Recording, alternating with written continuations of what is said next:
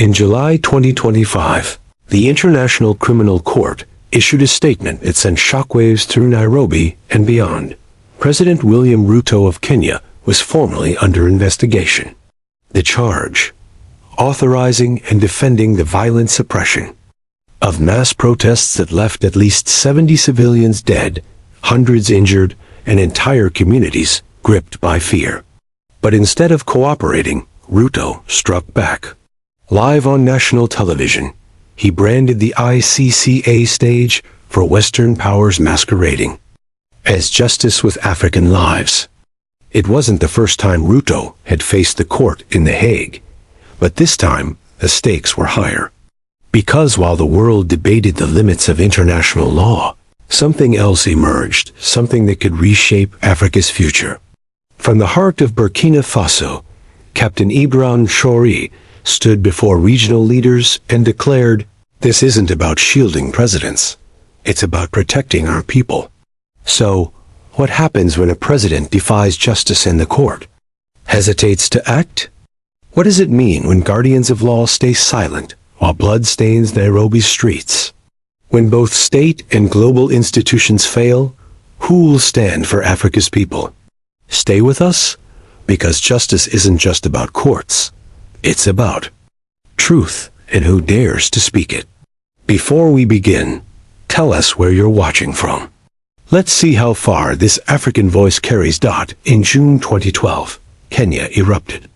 What began as outrage over a harsh budget proposal spiraled into one of the fiercest protest waves since independence.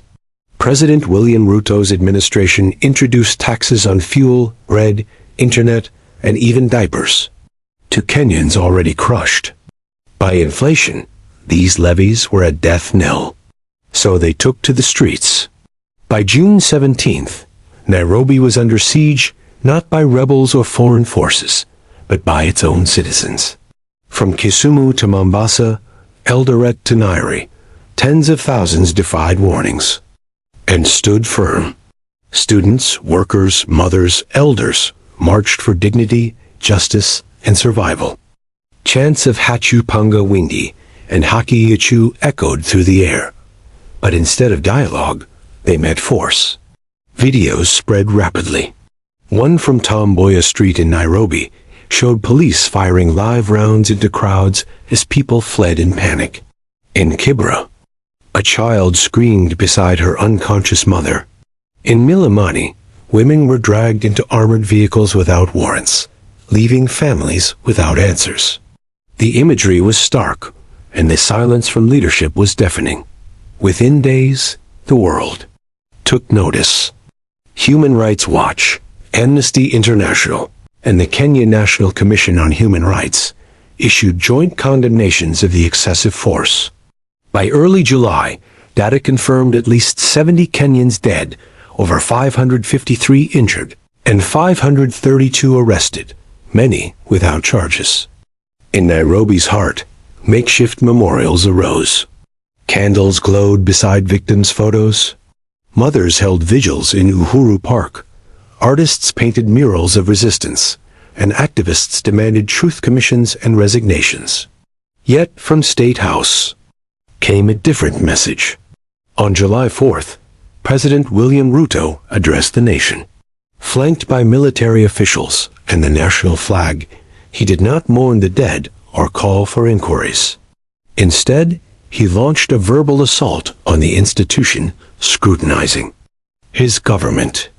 The ICC, he declared on live broadcast, is a tool of the West. Kenya will not bow. The words hit like thunder. Diplomats saw defiance. Protesters felt betrayal.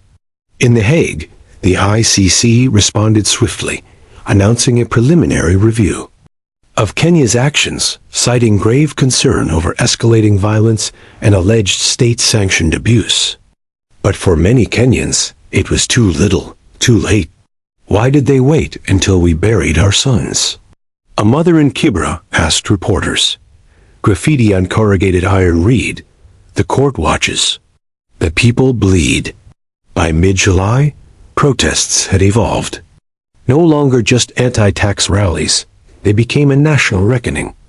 Names of the deceased rang out in public squares. Young people organized resistance poetry, community patrols, and truth-telling forums. Nairobi's air was thick, not just with smoke, but with a deeper call for accountability in a nation too often denied it.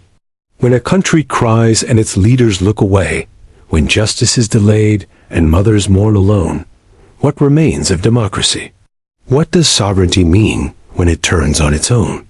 Kenya wasn't just protesting a budget, it was demanding to be heard. President William Ruto is no stranger to The Hague. In 2013, as deputy president, he faced the ICC, accused of orchestrating post-election violence that killed over 1,000 and displaced 600,000. The evidence was grim. Eyewitness accounts, recorded speeches, community terror. But the case collapsed. Witnesses vanished or recanted. The prosecution cited interference and obstruction. Charges were dropped for insufficient evidence. Ruto walked free, but freedom didn't bring humility. His administration tightened control over the press, increased surveillance on opposition, and used security forces as tools of political will. Under Ruto's rule, the state didn't just govern, it commanded. Dissent became perilous, and protesters in opposition strongholds like Kisumu or Mathare learned that democracy on paper could still cost blood.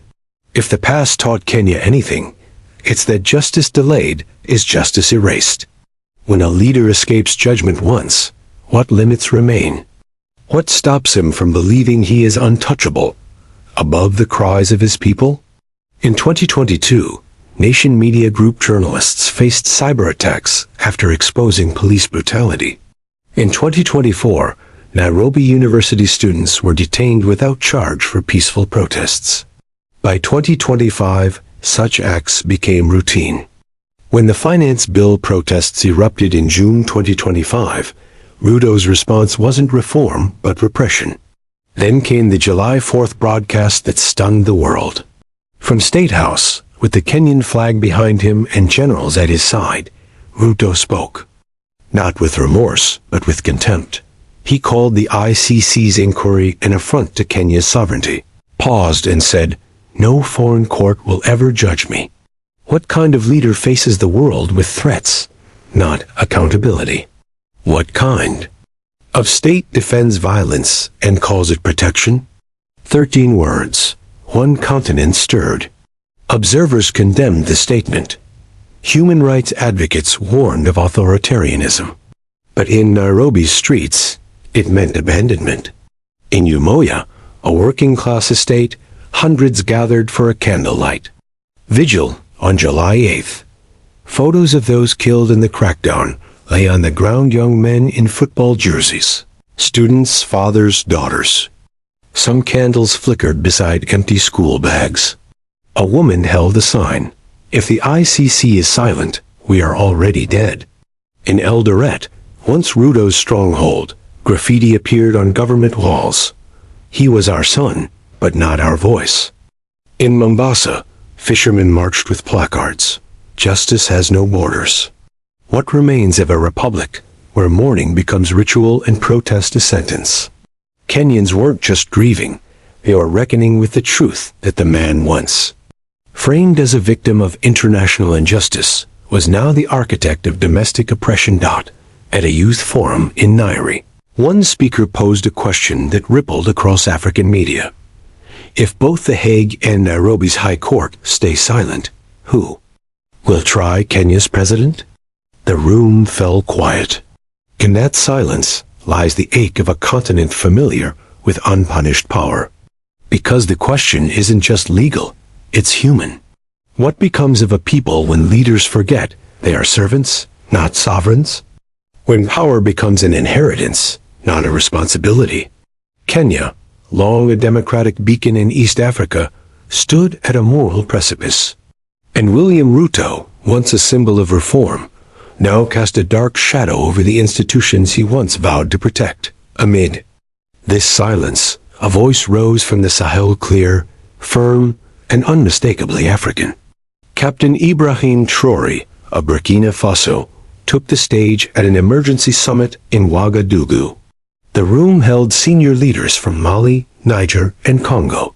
The world expected diplomacy, but Traoré delivered a seismic shift. "This is not about protecting leaders," he said, his voice resounding. "It's about protecting people. No scripts, no soft words." Africa, he argued, could no longer rely on The Hague to deliver justice tailored to its wounds. From Kenya to Sudan, Libya to the DRC, people suffered while trials were delayed, evidence lost, and politics prevailed. How long can a people endure injustice disguised as law? How many more must die before truth outweighs treaties? Then came his stunning proposal, the People's African Court, a judicial body to deliver justice where global systems failed. It would rest on three pillars: prosecuting governments and regimes for repressing protests or authorizing violence, holding corporations accountable for exploiting African resources and labor, and investigating foreign interventions military, financial, or cyber-destabilizing nations under the guise of aid or trade. If global justice cannot meet African eyes without prejudice, can it ever defend African lives? Traoré's words sharpened.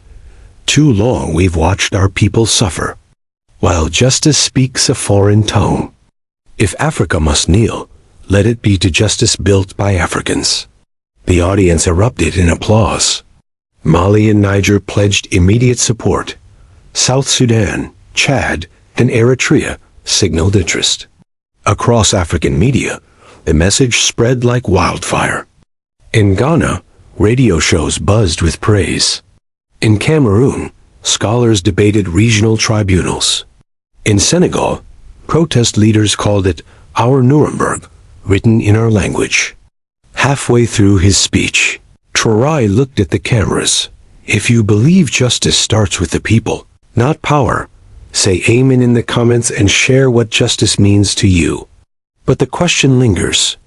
Will Africa trust itself to judge the powerful without fear, favor, or foreign permission?